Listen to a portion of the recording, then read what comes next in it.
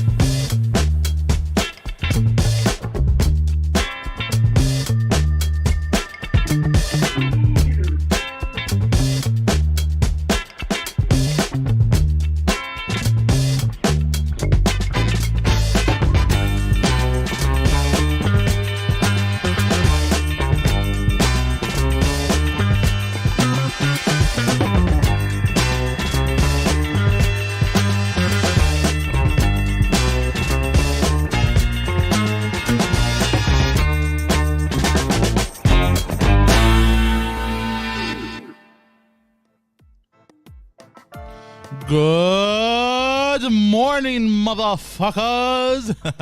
Welcome to the morning show. I'm Poseidon. You can find me on Instagram and Twitter as ThePoseidon69, twitch.tv/ThePoseidon69. I live stream video games sometimes. I live stream Elden Ring, the latest, level 132. I don't want to brag, and I also beat the game, so go fuck yourselves. Also, I have a podcast that is exclusive to Pantelis' Patreon. So for that show, you go to patreon.com/Pantelis.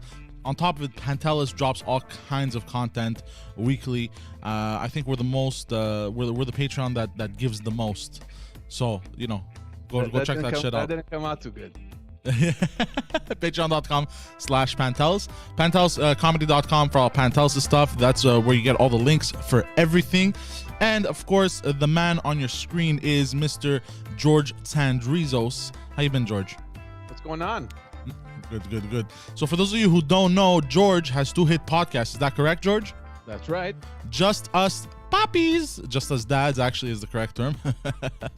And the Backstage podcast. So Just Us Dads is a podcast about fathers that come together and they talk about the different tactics that they use to psychologically manipulate their children. Is that correct, George?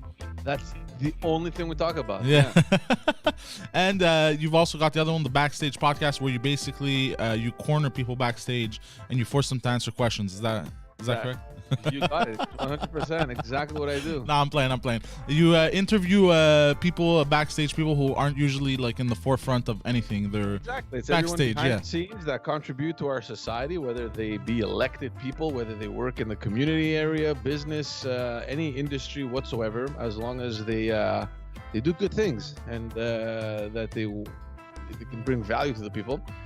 I try and get them, and that's what I've been doing. So yeah, those are the 2 podcasts. Good. And we also have Phil, who isn't in studio today. He won't be able to make it, unfortunately, for you guys. But I forgot the name of his website. Was it balabanos.com or Phil. I don't know. I think Phil it's balabanos.com. I think it's balabanos.com. He makes fantastic commercials. For those of you who don't know, didn't he make those Nazi propaganda videos in the 40s or something?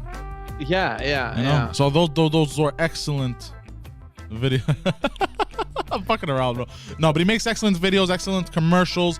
So if you have a business and you want to make a commercial, Phil's the guy to go see. That's it. I think now you got to bring us the news, George. Yeah, I'll bring you guys the news. This is strange. First of all, I can't see you. Yes. Everyone can see just me. There's no one else. More importantly, there's nobody in studio to keep you in check. That's what I'm worried about right now. Now you're all alone with me, George. You're free to do whatever the fuck you want right now. How's it going, man? Good, and you, bro? Good. We were talking just before we went on air about you guys and how fun it was last night. Yeah. I hadn't realized that he was working. I called Pantelis to ask him a question. Like, hey, dude, what's going on? I'm in between sets. I'm like, well, fuck you. You're on tonight, and he goes, yeah. So I hear it went well. Yeah, it went very well. He did fantastic. They were in French. It's called rodage. So there was the practice runs. I went up on stage for the first time ever in my life as well. Yeah. You had like a set. You actually did Not a comedy? set. No, not a set. I said one joke fast, and then I hyped up the crowd for Emil and Pantelis, because Emil is the first act, was the first act, and Pantelis is the main act. So I hyped people up for that mainly. So you went up by yourself. They trusted you on stage on your own. Yes. Whoa. I'm a big boy, George. Were you nervous? Did you fucking stutter? Oh, bro, I think I'm gonna talk about it. I don't know if I should talk about it here or on another episode. But I'm gonna talk about it here too. Fucking bro, like after the first time I got off, my knees, bro, I've never felt that rush ever in my life. My knees were shaking. They were buckling, bro. My knees have never buckled in my life, bro. You know what it is though? It's the first maybe minute or two. Once once you break that ice, once you cross that line, it feels like it's a natural thing. As long as you manage not to choke. Yeah, exactly. There's an actual condition about people being afraid of speaking in public. Like they can't. They just choke. They I freeze. get it. I get it. I understand. I'm glad I didn't choke though. I thought you get that. What do you mean? Like you freeze. Honestly, I thought I was gonna freeze too. Yeah. I was worried. I was like, what if I freeze? But I didn't think about it. I just went up. But bro, I was like fucking shaking after. Bro, I've never shaken like that in my life, bro. Was it a big crowd? A few people came out on the first one. There were a bit less on the later one. But yeah, it's a 50-seater the place. So that's not bad. Yeah, that's okay. It's cool. Nice. It's a nice little breakout for you there. But you said that you're not interested in doing stage, right? I mean, well, now I'm interested actually. I got bitten, ladies and gentlemen. Got the bug. That's good. That's awesome. That's awesome. It's incredible, and we talk about this a lot, off air and all that stuff. Where you were and where you are now. And we're not going to give too much value to Pantelis, like fuck off. But at some point, like there's a little bit of credit that he takes. But it's of course crazy. Like when you think back to what you were doing, like whatever 5-6 years ago, and now where you are, rubbing shoulders with all these comedians behind the scenes, the comedy scene in Quebec, especially in French, it's pretty huge. Yeah, it's big. Yeah, it's wild. It's a crazy life, bro. I'm very appreciative of everything. I'm appreciative of Pantelis, Mike, the people I meet. It's a wild ride, bro, and it's fun. I'm sure it is. It's a lot of fun, yeah. Dude, when you're doing something with your friend, first of all, like when you can spend all this time like on a daily basis with your friend, you're fucking around, and you're laughing, and you're making money on top of it. Obviously it's fun.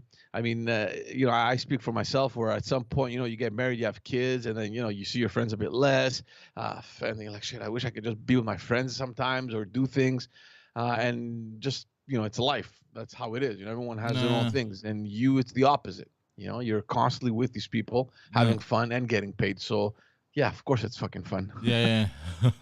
Yeah. Speaking of that stuff, we're going to start this off really, really nicely here, Poseidon. A man, 28 years old, was arrested yesterday in Sherbrooke, suspected of shaking his newborn kid, 12 days old. 12 days old, man. So, they brought the kid in. They saw he wasn't feeling well. They brought him in. The doctors automatically saw that this is probably a syndrome that comes from shaking the babies. Like I don't know exactly what the syndrome is called. Maybe the baby stole his change, bro. Sure. Okay. No, there's a condition, and of course, more common than we think.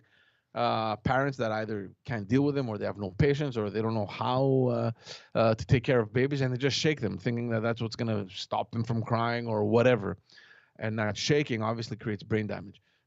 So the kid is in critical condition. I'm not sure. I've been following this morning to see exactly if there's anything new, but automatically the cops arrested the father. I don't know why the father, but because it could very well be the mother. But this is a developing story. But these are things that you see in the news, and you're like if you're not ready to have kids, just don't fucking have kids, man. You know what I mean? Like, I don't understand what possesses an individual, whether it's a man or a woman, it's irrelevant, to just shake a newborn like 12 days old. Low intelligence, low awareness, low. You know what I mean? I don't know who was saying it. I think it was Pantelis or maybe it was Phil on some earlier episodes where they were arguing that you want to be a father or a mother, you got to go pass a test, get a license. You need to be licensed to Yeah. be a parent. we Also, don't want this. people need to understand that when you have a kid, your life becomes that kid or kids. You know what I mean? It's no longer about you. It's about them. Mm. You know what I mean? That's something I feel like a lot of parents fail to understand. It's true. I can attest to that for sure. It does become a lot more about you in the sense that the responsibility that now you're getting. It feels like it's enormous, right? Like it's Man. like everything. Like there's this enormous weight on your shoulders. You got to take care of this family and the kids and everything. Because that's part of the future generation. So if you fuck them up, you're adding more fuck ups to a future generation, bro. I just don't understand. I mean, like I don't know if you've ever held a newborn. They're so fragile. The simple thought of actually shaking this baby, this this newborn, like it just makes no sense to me. I don't understand how you can just hold this kid and just shake it. Yeah, it's crazy because I held Alex's baby and I was afraid. Like he's like, hold it. Like when his wife gave birth, You're like, what? and he's like, hold the baby. I'm like, I'm not gonna hold the baby. That's insane. I was afraid of holding the baby. You know what I mean? I'll hold the baby when it can support its own neck. Yeah, there you go. I'll be back in a couple of months. Yeah, So to shake it, bro, that's next level retard. And it happens. Poor mother, bro. Poor mother that fucking had a baby with this man. Look, the information that's out there, we don't even know who shook the baby. This is what they're suspecting. I don't know why they kept the father in. Maybe there's something there. I don't know. Because it could have very well been the mom. I don't know. We've seen these happen in the past, right? But mothers, I doubt it. On like a mom. No, we've seen it. It's it's happened. It's happened. Yeah. So, of course. Yeah. But I feel like the instinct of the mother would be to not do that. It would seem more like a. You would think, but then again, there's some people that just don't deserve to be parents. That's pretty much all there is to it. Let's just leave that aside. Sad story, I know, to start on a Friday, but hey, it popped up in my feed, and it's probably going to be a story that people are going to be talking about throughout the day. I don't know if you've been following, because I know that you guys have pretty much abandoned this whole COVID thing, and I have too, to a certain extent. And I think a lot of us are just tired of all this shit. No. But the government not the government, the health department, the INSPQ, the Institut National de la Santé Publique here in Quebec, came out and officially declared that we are officially in the 6th wave of the pandemic. This thing just doesn't want to go away. So now everyone is asking questions. What does this mean? The government just lifted all these measures. Frankly, the only one left is the mask. That is still there. I know that the government is trying to hold on to a decree to give it extra powers all the way until the end of the year. We spoke about that in earlier episodes. So there's a law that's being tabled on that specifically. But as far as we're concerned in terms of measures and all these things, the mask is pretty much the only thing left, I think.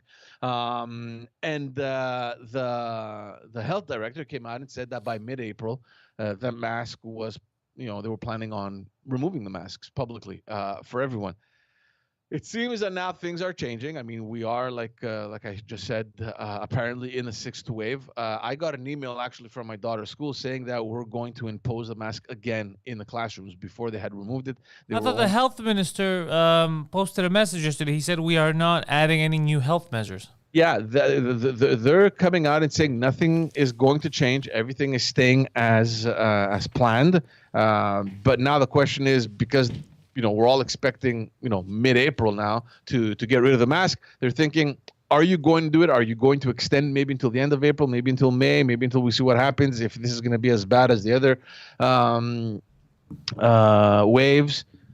We don't know. And the health minister, came out and said nothing is going to change. But I've been listening to the radio all morning, and Paul Arcan on 98.5 had a couple of doctors on who are worried. They're thinking that the government is moving actually too fast on lifting. Were they real doctors or were they radio doctors? Yeah, they were radio doctors. But anyway, in any case, I mean, I don't know. I just want this to be over. I feel like we're repeating ourselves for 2 years now. But I don't know if this is going to make the government hold back. I don't know. I'm just afraid that they might bring other things back, Like the passport. You know. Yeah, I don't know. Well, I hope not. I think there's going to be a revolt if they do it now. I think so too. I think politically, and this is what I was telling my wife, I think we're at a point right now where people are so tired.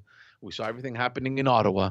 The whole convoy. There's pressure, politically, about just moving along and learning to live with this virus. Virus. I don't know what's going on, man. I mean, I don't know. Give me some good news, George. You guys started on a high note with shaking some babies. Oh, okay. Love shaking babies. It's a good time. Yeah, let's talk about too. sports, because I don't follow sports as much as you do. But there is I don't know if it's a rumor or if it's innuendo official news circulating that the Senators, the NHL is going to bring the Senators to play at least 5 games in Quebec City in the new amphitheater that they build.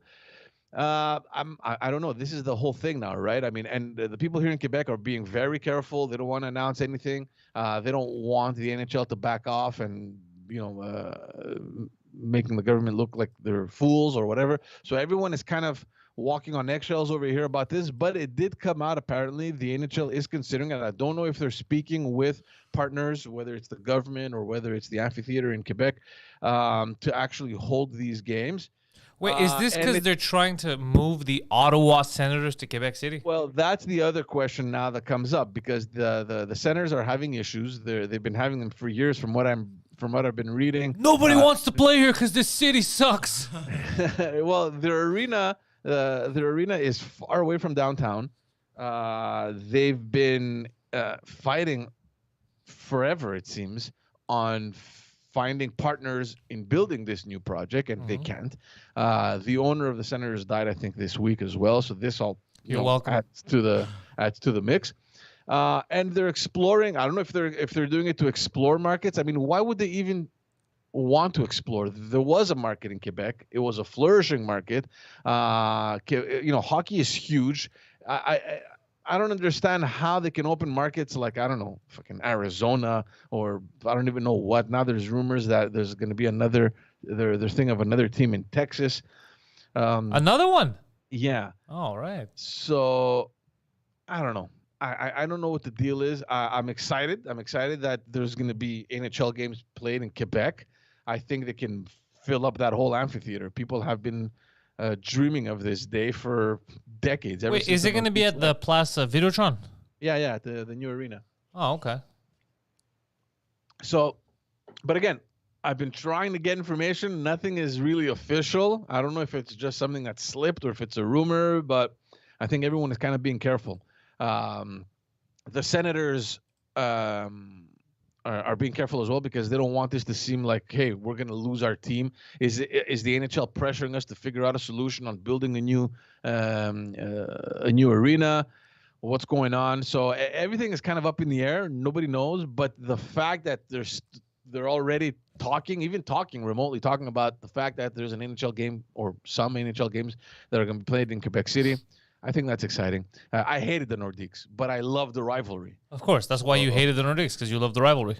Yeah, no, but I love the fact that there were 2 teams. Like I don't understand how they cannot have a team. Anyways, whatever. Politics, racism, dollar bills. Absolutely. Speaking of hockey, let's just get on another topic over here. It happened in New York. I don't know if you guys heard about this. I've heard of New York. The reason I bring it up is because it's very political, at least in the context of Quebec. There's a sports journalist from the Journal de Montreal that went to watch a game in New York, and they have a Quebecer, Alexis Lafrenière. who scored the first goal, and he was selected to appear in the press conference at the end of the game. Okay. So the journalists here waited. They had all the questions from the journalists in the U.S. and all that in English, and then they gave him the right to ask a question. And he asked this question in French. As one would. And Alexis Lafrenière, oh yeah, obviously. I mean, so he's French from Quebec journalist talking to a Quebec player. Why not speak in their mother tongue? Yeah, that's fine. So as soon as that was done, the press attaché or whoever's in charge there, he's like, no, stop. No, only in English. So the journalist's like, okay, Wow. sure. So he asks the question again in French, like in your face. I'm gonna ask the question in French, and again the guy's like, no, only in French. But who only in said English. only in English? The guy that's in charge of the press attaché or whoever For the Rangers? yeah Okay. the media guy. So it happened a third time then. So he asks the question again in French, and this time Alexis Lafrenière. He just started answering in English. He's like, "Fuck it, this is ridiculous," and this became a whole issue here in Quebec. Hold on, Alexis in the beginning answered twice in French. He was going, yeah. He started answering in French, from what I read. I don't know. I didn't watch it. Okay. He started answering in French, and the guy put an end to it. Second time, same thing. Third time, the journalist asks this question again in French, but the third time, Alexis Lafrenière started answering in English. But what was the reason? What reason? What was the reason that it had to be in English only? I don't know, and it doesn't make sense. Like the minute that you have a team that has international players, if you have international media that is there, why not let them speak their mother tongue? Normally they do. Normally it's not an issue. That's why I'm wondering, because there is the reporter work for who? Who did the reporter work for, George? We lost. Bosnian internet. Sorry, guys. Who did the reporter Am I work back? for? Yeah. Yeah. So Who did the reporter work for, George? This is the Journal de Montréal. So it is possible that the guy was a dick.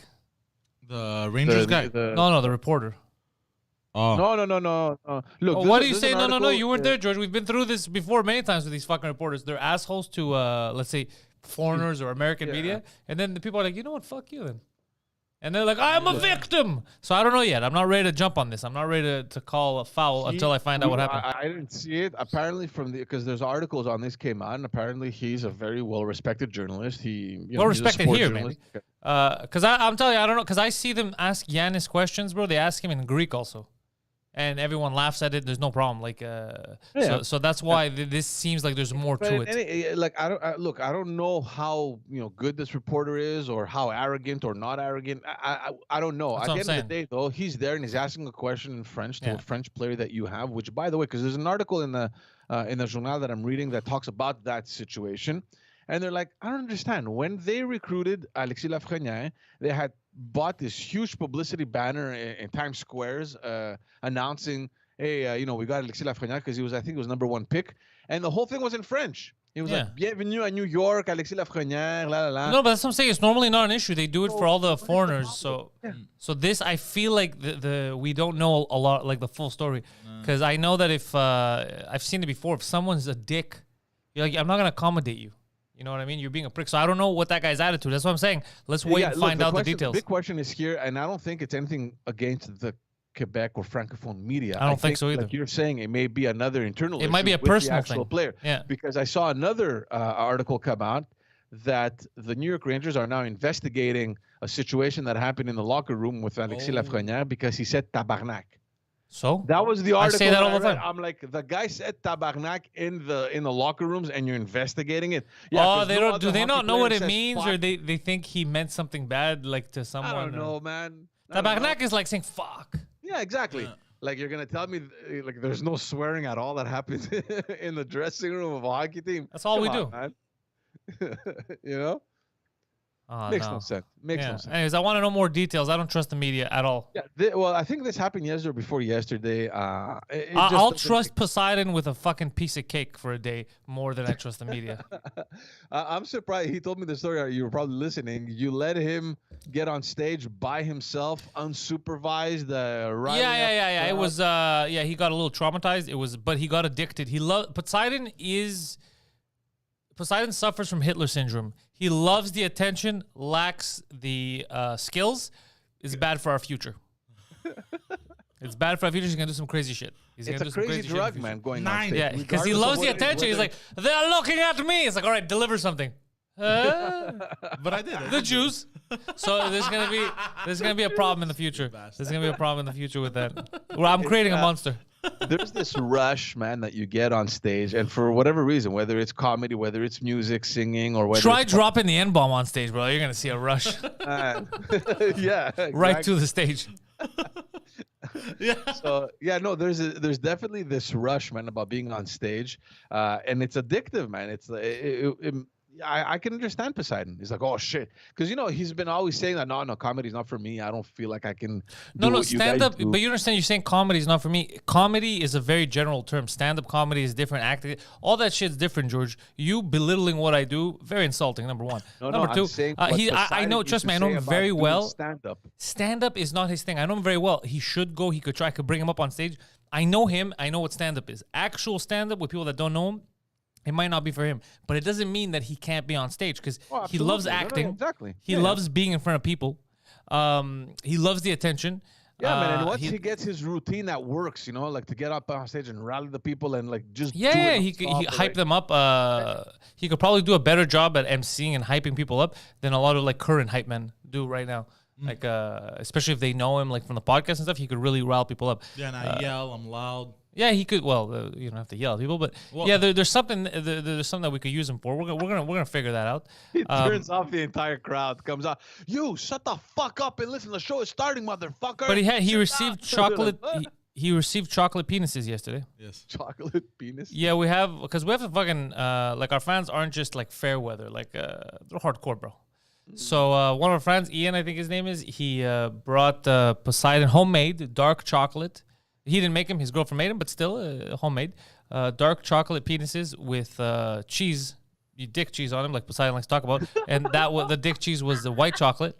And Poseidon has confirmed that they were delicious, but he was very offended in the beginning because, like, what does this mean? Is this guy insulting me? He didn't realize that it takes time, care to make that. This is a gift with love. But you gotta think of something, guys. Like the fact that you've reached, like a phase where people actually take the time to craft things based on episodes, based on content. Yeah. That's crazy. Yeah, Like the yeah. guy's talking that's about wild. whatever dick cheese or whatever the hell you want to call it, and someone makes a dick chocolate to bring to him in reference to that. It's amazing. It's incredible. Yeah. It's incredible. And we got, he also gave me a Funko Pop of my buddy Robert Sheehan because they made a Funko Pop of Umbrella Academy. So he brought me that one, and now in the studio there I could put, because there's the one of Dracula that looks like me. So we're gonna have those two next to each other. So it was a lot of fun. We got to meet a lot of people that we see in the chat that we don't know what they look like. So we met them yesterday. It was cool. Emil too had fun. He's like, fuck it. It's nice to put faces, like names to faces. It was good. They gave me the time that I needed though, because I had to test a lot of shit out. So I got what I needed out of it yesterday. It was fun. It was good. Cool. And when are your shows? Because this, I think it wasn't yours. You were just. No, it was mine. It was my rodage. It was my last 2 test runs. Okay. Cool. Yeah. Cool. So and then now the tour starts. We have Quebec. We have stuff to announce for the summer. They haven't been announced yet. They're gonna be announced soon. All kinds of good shit. Yeah. It's amazing. It's exciting. Speaking of showbiz, how sad is the news coming out about Bruce Willis? I didn't hear anything about Bruce Willis. Are you joking? There's news that came out that he's apparently suffering from aphasia. I think that's what it's called, aphasia. Because I'm reading the news in French. It's aphasie. Basically, it's a condition that affects cognitive. So he has aphasia. Aphasia. That's what he has. Yeah. So it affects your cognitive capacities, and you can't speak. You can't.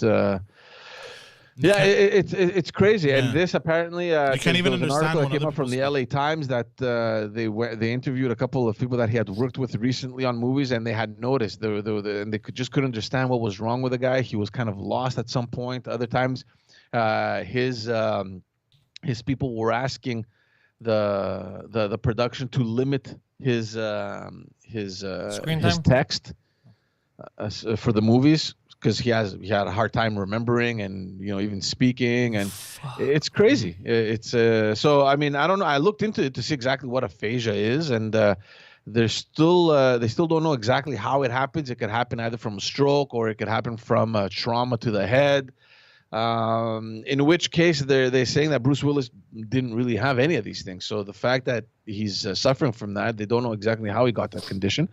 So basically his people announced that he's going to be stepping down from making movies from here on and dealing with this sickness, with this condition. Well, yeah, which how's is he gonna sad. make movies? I mean, Yeah, that's horrible. look, Bruce Willis, he's not your best actor, but he was so fun to watch. Honestly, like this guy has the coolest fucking movies. You know, I don't know how many people can make a movie where for 2 hours you're running around barefoot, walking on glass. Like, I mean, they were cool action movies, you know? Yeah, I don't, all his movies. I mean, it's Bruce Willis. We know. I just said, no matter what the reason is, it's sad that he has something like this, a degenerative mental disease. That's fucked up. Yeah. And knowing now that he's gonna die soft, not hard, that ruins the whole. The whole thing. Fuck, that sucks though. He's I haven't really heard bad stuff about him like outside the hall. Like he seems to be a cool dude, so that really sucks. Yeah, really nice. So, anyways, I mean, it's yeah.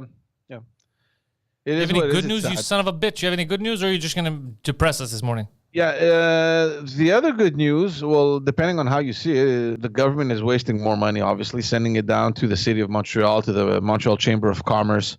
Well, let me get the Haven't figure. I given them enough? I'll tell you exactly why. I don't know why they think that this could help, but I hope that they could help. Basically, yeah, $16.5 million given additionally from the money that the government has already announced to stimulate the downtown core of Montreal, to get people to come back to work at the office, to fill up those spaces again. There's a plan in place. For You people ruined it. Well, hold on. You want people to come back downtown, but you removed all of our lanes so we could drive downtown. Yep. Can't get there. We can't park the car. You fucking dumb woman. Well, guys, let me tell you something. I have reached the point where I actually, and we've spoken about this, I hate being stuck in traffic. I hate it. Like, there's nothing I despise more than that. I will choose to be stuck in traffic on the Decari than to go through the city of Montreal. I've reached that point, guys. I can't take it anymore.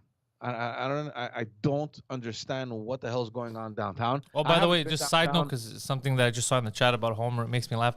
Now I realize that everybody wants to meet whenever I name someone on stage and they haven't seen them. Like if it's not Poseidon, if it's one of my friends, they want to meet them in real life. They want to see what they're like. Did you like that? He's talking about you. Did you know that? Everyone's excited. So now everyone's becoming a star. And I have a bit about Alex that I haven't seen in a while. Now I'm going to start adding since they see him on in bed. Oh yeah, it's true. Yeah, it's become a whole thing, bro. Now they want to know everyone. Now I can't name people that I can't show them anymore. Yeah. They're all everyone gets excited because he was wasn't he on the podcast there? With, Alex is on in bed, so they see him a lot. Homer, it's more rare. They hear about him. Yeah. And then the people who came and saw him on stage, saw me talk about him yesterday, or even before. Homer's heard that bit, so they hear about him. They see it there, so it's like, oh fuck, okay, he exists. He's even been on bonus podcasts, so he's kind of in the universe, in the extended Pantelis Entertainment universe here. So that's fucking funny. I got yeah, they like that, I guess. Yeah, okay. I'm gonna start adding more stories of the people that they know. Do they want those stories to come out? Do you speak to like how do you think of these things? Do you call your friends and say, hey, by the way, I got a joke about Talk you? shit about you. No, and I'll be destroying you. No, live on stage. I've made it very clear to my friends because they used to always ask, talk about me on stage. I said I will, but you might be a murderer, a rapist, super gay. I don't know what I'm gonna do. I will destroy you, but you will be in with me. Yeah. Poseidon has obviously the longest bit about his hooker stuff. Yeah. That I don't always do. I did twice yesterday because they wanted to talk about it, the Rogan story. Yeah, everybody gets their chance, I guess. Yeah, I give no one gets complimented. No, it's not funny. Then what's the point? It's true. Yeah. Well, it is stand up. Well, my buddy George has a nice round head. Like what? Nobody cares about that. What they want to hear about how George has shitty Bosnian internet. That's what they want to hear Yeah, about. exactly. Yeah. So anyway, back to the news there. So apparently the plan is to get people to work to come back at 100% into downtown again by September, by next September.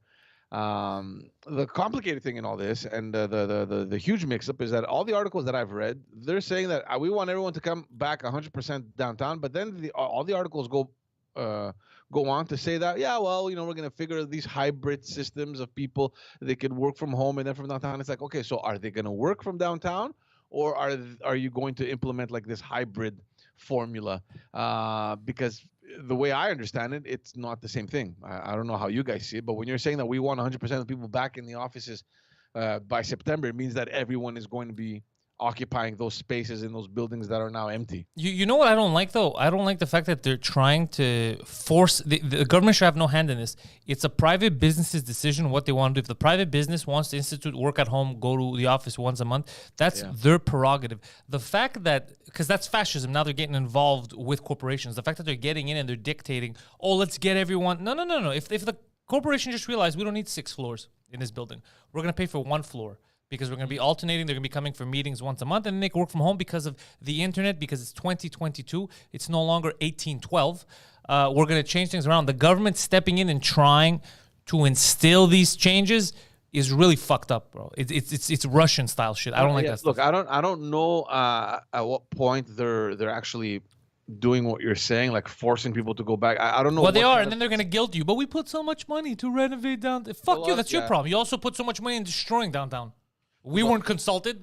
Yeah, there's also a lot of pressure from the Société de Développement Commercial and the Montreal Chamber of Commerce, because obviously these guys represent the businesses, right?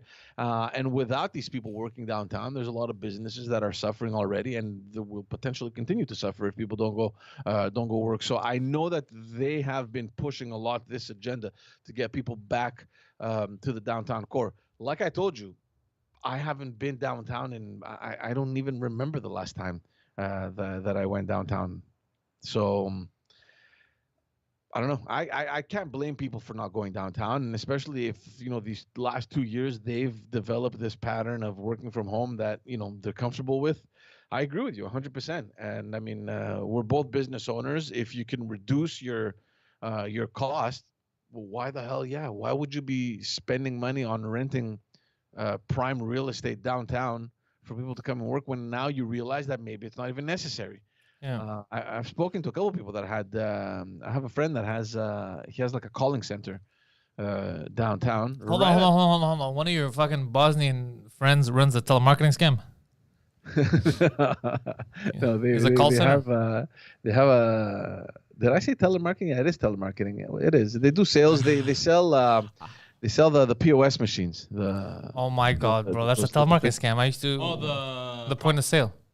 The like for the debit credit and all that. Yeah, bro, your friend's a scammer. Good for him. Tell him to shut his doors and fuck off. Whatever. He has a calling. They have a calling center. They support. They have clients across Canada. It's not a scam. Anyway, sure. I'm pretty sure. Yeah. So they have a calling center downtown, and they do all the support across Canada, where all their clients are. And they're literally on the corner of St. Catherine and Park Avenue. So they're where all the shit happens all the time. Like if there's been renovations for the last 3 years, now there's no parking there, whatever. They told me that during the pandemic, they figured out a way to get people to work from home, because obviously you're just making calls. So you just need to get the equipment. And I haven't spoken to them in a while, but they were telling me that we're probably going to close up shop over there. We don't need to be there. A waste of money. Yeah, of course it's a waste of money. And if you do need an office area, you can go like outside of downtown, bro. I don't understand this whole downtown thing. Because traditionally when you're thinking about business, you want to have a foot, where the business happens, right? Well, I broke that tradition when I built this fucking state-of-the-art studio. You saw that shit? People said that is a stupid idea. This building was empty. No tech is going to be in here. What happened after I came in here, Poseidon? A lot of people. Everyone started to move in. Photo studios, rap studios, music, other podcast studios. You gotta be the trailblazer. So your friend needs to be like me. He needs to blaze the trail of telemarketing scams out of the city. Look, it depends on the industry, man. Like when you're talking about bankers and investors and all these things, like like really big business. I get it. You want to be downtown. It's practical. Everything is there. I understand it. You could be downtown adjacent. Like him, he's retarded adjacent. You guys aren't downtown adjacent. You're. We're not downtown. We're literally right in the middle of the island, the way we likes it. Yeah, but it's not downtown Montreal. We don't want to be downtown We're Montreal. not even no. Downtown Montreal is for hookers and pimps, sir. Everyone you guys knows don't this. need it. You don't need to be there. That's the other thing. No. I mean, we're going to go further out. We're Yeah, going to go come to even further out. Who knows? If this becomes successful, we'll leave. We'll go even further. We'll be We'll be on a goddamn farm. It'll be called the podcast farm. The Farmcast. Yeah. I can imagine Poseidon with overalls. Overalls and what's that? I would advise you to not imagine that. The pitchfork. Might or get turned whatever on, it's called. George. No, with the leaf in the mouth there that farmers put. What's that thing called? The leaf in the mouth. The leaf in the No, mouth. the brown thing, bro, that they chew on. They have it. It's The hanging brown out. thing, dude. The brown thing they put in their mouths. You mean hay? Yeah, hey, there you go. Yeah. Fucking, he's like a horse. the brown thing that people put in their mouth? The farmers. The farmers. There was a bit of news, Poseidon. I don't know if you can search this because I got a notification right as we were going live. Apparently, Ukraine, for the first time in this whole conflict, attacked a target in Russia. Oh, I never heard of that. That's interesting. What happened there? It just like as soon as we went live, I got this notification. It was a headline. I didn't obviously have time to read it, but if this is the case, this is huge. This is a huge deal for Ukraine. The Russians have been getting a huge blow in this whole thing. Like they never thought that it would last over a month. They literally thought that they're just going to walk into Ukraine and everybody would bow down to them and just give everything up. A couple days ago, there was negotiations in Turkey for a ceasefire. That at the end of the negotiations, everyone came out and said, "Oh yeah, it seems to be promising for the first time," because I think it was the fourth or fifth attempt. But soon after those negotiations stopped, shelling and bombing continued from Russia into Ukraine. So a lot of people aren't taking them seriously. The UK is not on board. Biden has been calling them out. Calling who out? But at the same time, Biden is very difficult to trust these days. He's been blurring out things that make absolutely no sense. Biden has whatever the fuck Bruce Willis has. Please make my speech a bit shorter, please. It's difficult for me. I liked it when he had notes the other day and he said them dumbly and they had to go out and correct his statement. Yeah. We gotta take Putin out of there. Putin's gotta be pulled. Don't say that, sir. It's aggressive. It sounds like we want to go to war and assassinate Putin. It's not what I meant. I meant we wanted to kill him. Stop! Don't say that, please. God damn it, sir. You're gonna get snooped. I don't know what the strategy is over there. Obviously, the Russians are scrambling. I've been reading reports that they're pulling back to reorganize, restructure, and go in now with a more fierce attack. I think they're just buying time. They want to gain land in order to have some advantage in these negotiations. I just hope, honest to God, that the international community won't give in, because apparently everyone now is, the discourse has changed, right? Before it was support Ukraine, Russia has no business in Ukraine, get out of Ukraine, stop. Like there was all these messages that were coming up, and now it seems as though people are kind of a little bit more lenient. They're like, well, listen, we're gonna have to accept the fact that maybe Russia is going to have to leave with some land. I mean, they're going to make certain gains, but this is all necessary. It's part of the negotiations. At the end of the day, we just want the bloodshed to stop and the killing. And there's something about that bothers me. We cannot allow these people to just walk in, kill all these innocent people, because they're attacking civilians, and that has been widely documented. And at the end, to just come out with land, and like, what is wrong with, like, this is a tactic that, and we've spoken about this many times in previous episodes. It's a tactic that we've seen so many times before. I mean, it happened in Cyprus with Turkey. Turkey did it again in Syria. Azerbaijan is doing it in Artsakh in Armenia. And now Russia is doing it in the Ukraine, and it seems that we're blind to the reality. It's like, okay, you got to stop using that excuse that you're going in to protect your ethnic minorities. There's other ways to settle these issues, and you can't just bomb indefinitely with the hopes of gaining ground and saying, okay, well, we did what we have to do. Now this ground that is ours, we're going to make sure that there's Russian minorities here that are. I'm killing. I'm killing. I'm with you. No killing. I'm anti-war, sir. But how come no one's talking shit about Zelensky? I don't understand. I don't know. Like, if we want to be fair, right? Why? Like, didn't he risk his whole country, all of his people's lives by being like, "Fuck you, wait, negotiate. We'll do what we want. We want to join NATO. We want." Like, wouldn't you be like, hold on, let's negotiate. We're not gonna go to war. What needs to happen for us to stay peaceful? When he pulled his big dick energy, like, fuck it, kill my people. I don't care. Why isn't he being criticized? Look, my initial reflex is that these are internal politics that belong to Ukraine, and they chose him, and he's their leader. So I'm through with all this. Any leader who tricks you into dying for them is not a leader. Yeah.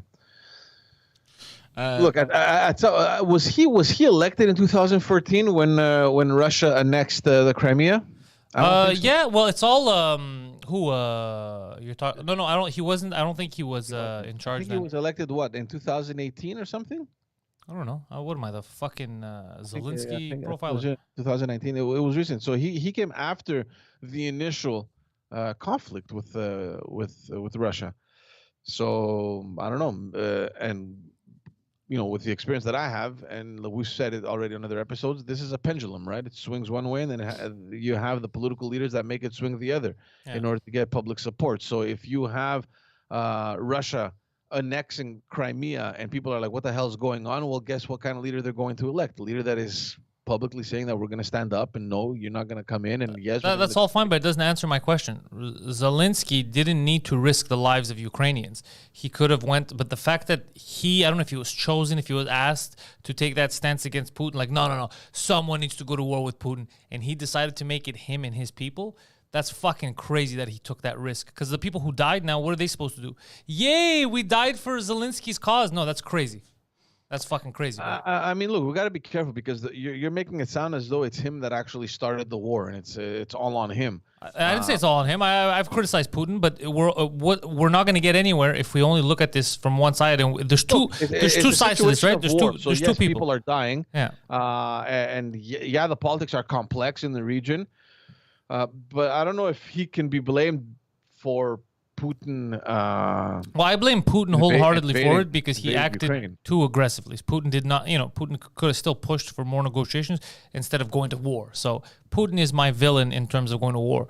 But Zelensky, remember towards the end, where he's like, no, we're going to do what we want. We're going to join NATO. We're going to talk. Even though NATO then said, oh, no, we weren't, after the war started, oh, no, we weren't in talks. There was no plans of getting them into Europe. But they only said that after, right? In the beginning, they were with him. They were calling, they were letting him use his bluff. And then Putin called the bluff. Why bluff with your country? It's fucking crazy, bro. I'm just saying, the fact that we still have people like that who think they're royalty, that they can play with people's lives, to me is fucking crazy. Because Putin did the same thing. Putin sent in young, inexperienced soldiers to die. Putin did the same thing. He played with people's lives. Look, I don't know if it's a bluff. I mean, if I put myself in his shoes, I would want to be part of either the EU or NATO. But it was a bluff because he wasn't. They said after, no, we weren't talking about letting him into NATO. There was no plans or into Europe. So what he said was a bluff. They said it wasn't true. Yeah. So he was bluffing. So look. Putin called the bluff, and people died. Let's call a spade, Jorge. But the slap that the Russians have been getting, it's incredible. And for those interested, I had the last episode of the Backstage podcast. I had an old university professor of mine who's an expert in strategic studies, and they do simulations. And a really, really interesting discussion. But that's what happens when you try to invade someone that doesn't want to get invaded, dude. Because it's, I said this before, it's kind of like Greece or even Afghanistan, how difficult it is. Dude, you go to a mountainous region or people don't want you there. And especially now with the Russians, that a lot of Russians don't want to even be there. Like, what the fuck are we doing here? But we have two different mentalities. One side is like, hesitant. The other side is like, fuck, get out of my house. You're going to get slaughtered. But it's incredible the brainwashing that has taken place, like from the Russian side, because people are surprised that the Ukrainians are so patriotic and they're like mentally they're so much stronger than the Russians. Yeah, because they're The protecting their reason for home. that, from what I've been reading, one of the main reasons for that is because the propaganda that came from on top, from high up in Russia, was that we're going to liberate them. This is not going to be a war. You're going to walk in there and we're going to free these Ukrainians that want us to be there. They don't want whatever, the whatever they're calling them, the fascists or the I think that's Nazis or whatever. I think that's why the Russians are shocked because they're getting in and they're like, I'm here to free you from what, you asshole? Because of you, I just lost my fucking hot water. Get the fuck out of here. It's like, No, but can you imagine being in the army and then you're like, okay, guys, this is we have a mission. We got to go save our Ukrainian brothers and sisters. They're expecting us. We're liberators. Let's go. They're gonna welcome you with open arms. Like, what? That's what Bush told the soldiers when they were going to Iraq. You remember that? We're gonna liberate Iraq. But they liberated the bodies of all kinds of American soldiers. Yeah. Incredible. Yeah. So just briefly from the information that I read, and I went through it really quickly in the negotiations that are happening in Turkey. Yeah, is that actually moving forward? Apparently, it's going well, but the problem is that as soon as there was one day of negotiations, and that night, once those they came out and announced that they were interesting, and we got some documentation from Ukraine with some conditions and what they're ready to give up and blah blah blah. Like, this is from the Russian side, and it says it's looking promising. And then that same night, Russian soldiers were attacking relentlessly. So from what I saw, apparently what's on the table is that Ukraine is going to declare neutrality. They're going to maintain status quo for Crimea for, I think, 10 or 15 years and then try to figure out exactly how to deal with that situation. When I read that, I'm like, look, this is a conflict waiting to happen. Yeah. You can't just say we'll leave that status quo, the eastern provinces and Crimea status quo for I think it was 10 or 15 years. I can't remember. So 10 or 15 years, it's going to be in limbo, or it's going to belong to Russia? A time during which we're going to continue this Occupation? The discussion, and we'll see how we can settle it. No, but within those 10, 15 years, where does Crimea fall? It will remain its status quo, annexed to Russia. So it's still, yeah, that's fucked up too. You know what I mean? So it's like, dude, no, stop giving away. This is your land. Like, what the hell's going on? Yeah, it's their land, but that's what I'm telling you, George. Now they have the choice. They could keep saying it's my land, and get slaughtered, or they could stop for 15 years, figure shit out, and then come back. Are you convinced that they're going to figure things out in 15 years, though? That's the thing. Look, they could if people actually negotiate. The problem is everyone hates Russia, like on the West. That's why NATO exists. So the truth is we never really negotiate with Russia. We always kind of like tell them to fuck off as much as we can. Like, what are you going to do? And I'm not saying we have to negotiate with everyone, but Russia's a big fucking country. We should work towards getting them more into the West instead of pushing them aside. Get them to side with us. Yeah, I mean, look, because now we've created this weird coalition of Pakistan, Russia, China. Like, we're creating a new axis. Yeah. Like, don't do that. Bring people in. We can't keep doing this, bro. People just keep dying. I know that the elites love this shit. That was the argument. But I don't want people to die, bro. Yeah, that was the argument back in the 90s, where the West thought this is the most successful thing that's ever happened because we just put an end to the Cold War. Soviet Union is dissolving. We're going to create independent states.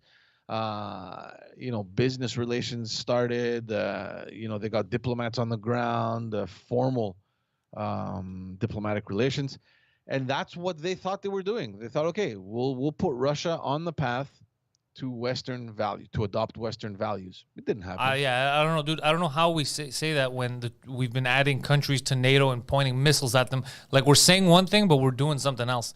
So I don't know if it's been clearly hasn't been working because they've just been getting more and more pissed off. Right now, the people that are paying for all of our mistakes with Russia are Ukrainians. The people that are paying for all the shit that we've done towards Russia for the last couple of years. Everything that has happened, and we're not going to go down that road. It's the chicken or the egg. Like, no, but I'm just saying, who's paying for it now? Am I paying for it? Are you paying for it? Is Trudeau paying for it? No, the people that are paying for it are fucking Ukrainians, bro. They're trying to go to work and they're getting shot. They're the ones paying for it. The other debate that is what right do we have to put these people in danger? Yeah, the other debate that is probably going to come close to home over here is on Canada's budget to increase the budget for military spending. Last week there was a huge NATO summit where the Secretary General came out and begged practically the NATO member countries to respect the conditions of spending at least 2% of their GDP on defense. Canada is not one of those countries. And this has invited itself into the leadership race now for the Conservative Party, where they're talking about Canada beefing up its security in the north part of the country. Is it something that has to happen? I don't know. That's, I'll leave it up to them to argue. I don't know if we need to.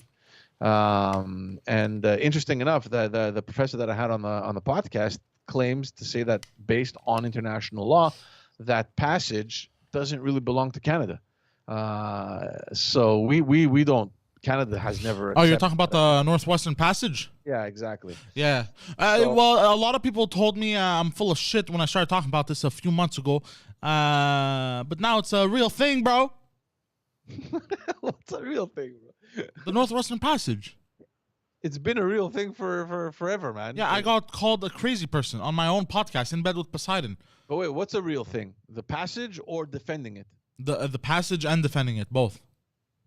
But we've known about the passage. I don't understand what you're saying. Like, the passage is a real thing. We've known that Apparently, a lot of people haven't. That there is a northern passage. That there's a Northwestern Passage, because in people's head it's all ice. You can't pass through there. No, man. No. no. We've known its existence for a very long time. Canada has claimed that it belongs to Canada. But a certain part of it does belong to Canada, if we're being honest. Well, from what I was told, based on international law, it doesn't belong to Canada. Really? And that comes into the argument. What are you going to defend? Like, what exactly? It doesn't belong to you. Defend it for what? So, this I have a feeling this is probably going to come into to our reality. I think if you look the conflict that's coming out of Ukraine there. If you look at the globe, there's a certain chunk of it that does belong to Canada. Some of it, Russia's trying to claim it. The issue is between where Alaska is and Russia. Because they're very close. It has nothing to do with us. No, I know, but that no longer, as of that point, that no longer belongs to us. But right above us, why would it belong to Russia? You know what I mean? Why would it belong to Russia, not Canada? It's the Northwestern Passage, not the Northeastern. The Northeastern one belongs to Russia. I think the minute that there's a passage, and it's kind of like international waters, it doesn't belong to anyone. No. But this is coming through. Like, if you look at the Northwestern Passage, it comes through Canada. It comes through through Canada, bro. Why shouldn't Canadians benefit from this? I don't look. All I'm saying is that what I was told is that is based on international law. Apparently, it doesn't belong to Canada. No, there is a part of it that belongs to Greenland, which is Denmark, and then there's a part of it where it literally comes into Canada. Why wouldn't it belong to Canada? That's what I'm not under here. I'll bring it up for the peeps. Ah, fuck.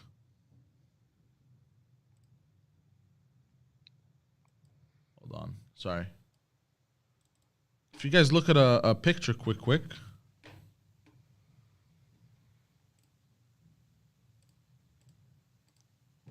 Fuck, man.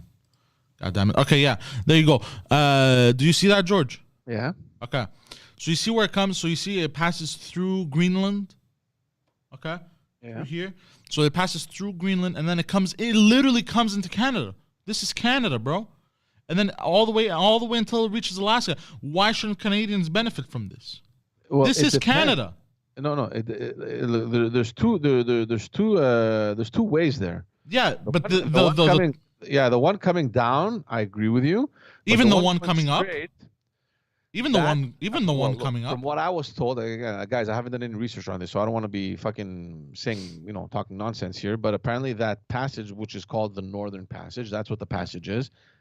Look, it doesn't belong. Okay, that's what's being argued. Okay? This picture, I think, shows it clearly. Okay, you see you see this part where my mouse is. This part where it cuts forget about off, that. Continue going. That's Greenland. West. as of this point, up until Alaska, is Canada. All this is Canada. You can't tell me that's not Canada, bro.